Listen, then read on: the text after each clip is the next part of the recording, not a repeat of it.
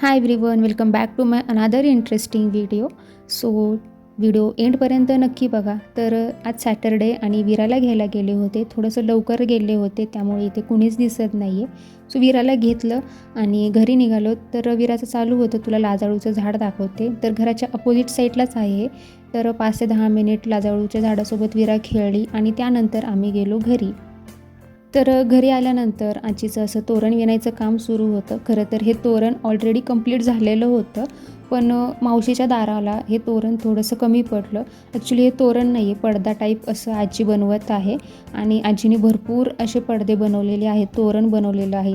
टिपॉयवरचं जे रुमाल असतो तो बनवलेला आहे, छोटा मोठा एव्हरी साईजचं आजीने बनवलेलं आहे. तर आजी इथे हा पडदा बनवत आहे आणि पडदा बनवता बनवता आजी साईज ही चेक करत आहे, कारण लास्ट टाईम या पडद्याची साईज थोडीशी कमी झाली होती हाईटला आणि विड्थला. तर आजी आणि मी तेच चेक करत आहे की तिच्या दरवाजाला व्यवस्थित बसणार आहे की नाही, आणि त्याच पद्धतीने साईज घेऊन आम्ही हे सगळं कंप्लीट करत आहोत. आम्ही म्हणजे आजी माझी कंप्लीट करत आहे आणि सोबत मी हेल्प करत आहे की साईज व्यवस्थित होत आहे की नाही, सगळे फुलांचे काउंट व्यवस्थित आहे की नाही.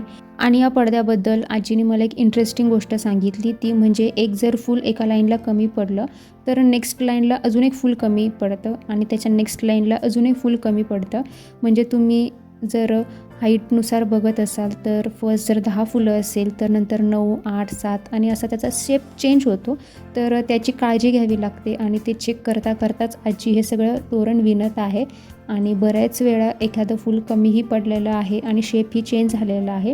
सो आजी कंटिन्युअसली हे करतच आहे. जर चुकलं तर वापस ते खोलत आहे आणि पुन्हा विणत आहे. त्यामुळे आईला बराच वेळ लागत आहे हे सगळं तयार करायला. आणि आजीने असे बरेच रुमाल, पडदे, तोरण विणलेले आहेत. तुम्हाला जर ते बघायचे असतील आजीचं कलेक्शन तर तुम्ही कमेंट करा, मी तुमच्यासोबत शेअर करते. तर आत्ता मी इथे 2 ते 3 दिवसाचे क्लिप्स तुमच्यासोबत शेअर केलेले आहेत आणि संध्याकाळची वेळ झालीच होती. तर एक एक्स्ट्रा मेनू वाढला होता जेवणामध्ये, त्यामुळे प्रिपरेशन थोडं लवकरच सुरू केलेलं होतं. चहा प्यायच्या आधीच आमची जेवणाची तयारी सुरू झालेली होती. तर कोणता मेनू ॲड झालेला आहे हे तुम्हाला दिसतच असेल, आळूचे वडी. तर आजी त्याचंच सगळं प्रिपरेशन करून ठेवत आहेत, वड्या शिजवून ठेवत आहेत.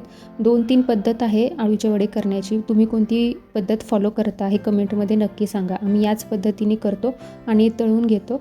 तर आजी मला इथे विचारत आहे की पानं जे आहेत बरीच मोठी झालेली आहेत, तर ही पानं पुण्यावरून आलेली आहे आणि ही सगळी पानं आम्ही आमच्या घराच्या साईडला लावलेली होती. तीच वाळूची पानं आम्ही इथे वडी करण्यासाठी घेतलेली आणि एका साईडला माझंही काहीतरी काम सुरू आहे, तुम्ही बघतच असाल. सो इथे शिळ्या भाकरी थोड्या उरलेल्या होत्या, तर त्याचीच काहीतरी रेसिपी सुरू आहे. तर ती रेसिपी म्हणजे शिळ्या भाकरीचा भुगा.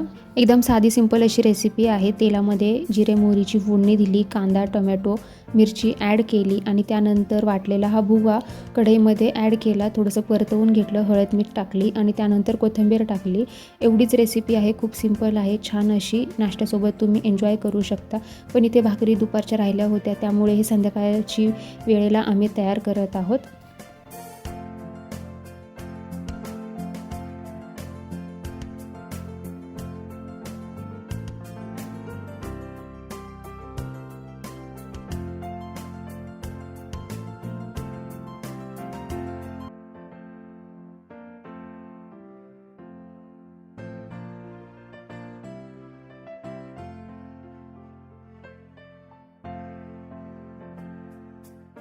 आत्ता इथे मम्मी भाकर तयार करत आहे आणि एका साईडला डाळ भात करायचा होता, तर त्याची डाळही शिजत घातलेली आहे. तुरीची डाळ शिजवली, साधं टोमॅटो, हळद, मीठ टाकून शिजवलेली आहे. आणि आमच्या घरीही मला चोरून आईस्क्रीम खात आहे आणि वरून सांगतही आहे की आईस्क्रीम एक नंबर लागत आहे, छान लागत आहे.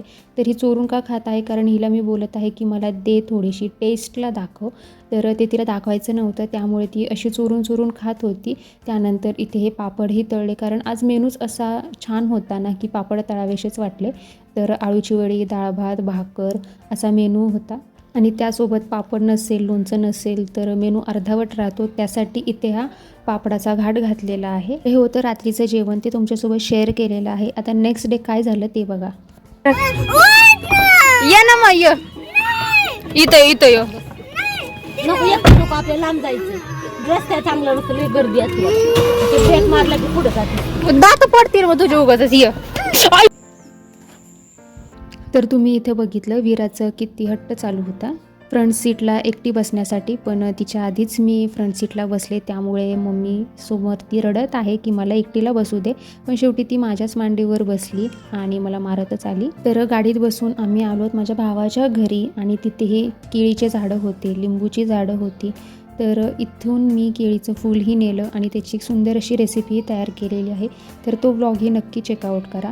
आणि इथे हे तोंडली आहे, तर मम्मी ही तोंडली तोडून घेत आहे, सोबतच खाली लिंबूचं झाडी आहे, तर 4-5 असे लिंबू होते, तर तेही लिंबू तोडून घेतले. जेवढं काही रानमेवा भेटेल तो सगळा आम्ही तोडला आणि छान असं रस्त्याने खात बसलो. आता इथे आभाळ बघू शकता तुम्ही किती आलेला आहे, पण पाऊस अजिबात आलेला नाही. वारा खूप येत होता, त्यामुळे हे ढग पुढं सरकत होते आणि त्याचमुळे आम्ही इथे वैतागून असं बसलो होतो, कारण आम्ही कोणाची तरी वाट बघत होतो आणि ते येण्यासाठी साधारणतः 1 ते 2 तास होते, त्यामुळे आम्ही असंच इथं वाट बघत बसलेलो आहोत. आता कुठे वाट बघत बसलो तर तुम्ही बघूच शकता इथे हे बांधकाम सुरू झालेलं आहे. हे कन्स्ट्रक्शन एक्झॅक्टली कशासाठी चालू आहे हे जर तुम्हाला बघायचं असेल तर तुम्हाला चॅनलला फॉलो करावं लागेल, सबस्क्राईब करावं लागेल, जेणेकरून जेव्हा नवीन व्हिडिओज येतील तेव्हा तुम्हाला त्याचे नोटिफिकेशन येईल आणि अपडेटेड न्यू व्हिडिओज तुमच्यासोबत लवकरात लवकर शेअर होतील. त्यासाठी चॅनलला नक्की फॉलो करा. तर इथे हे बांधकाम सुरू झालेलं आहे आणि याच्याच रिलेटेड काही माणसं येणार होती, काही कामा रिलेटेड गोष्टी येणार होत्या, तर त्याचीच वाट बघत आम्ही इथे बसलेलो होतो.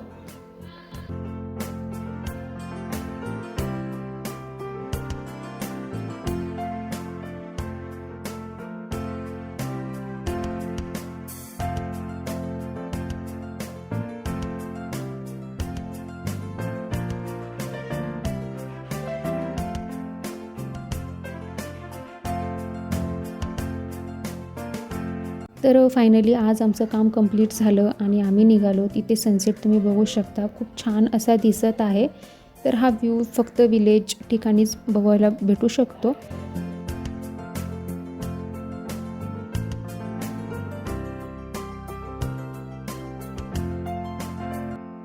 तर चॅनलला लाईक करा, शेअर करा, सबस्क्राईब करा, कारण अजून interesting videos, mini blogs, daily blogs, recipes, cooking related video, funny video, त्यासोबतची मस्ती सगळं काही तुमच्यासोबत शेअर होणार आहे. सो चॅनलला like, share, subscribe and comment करा. बाय.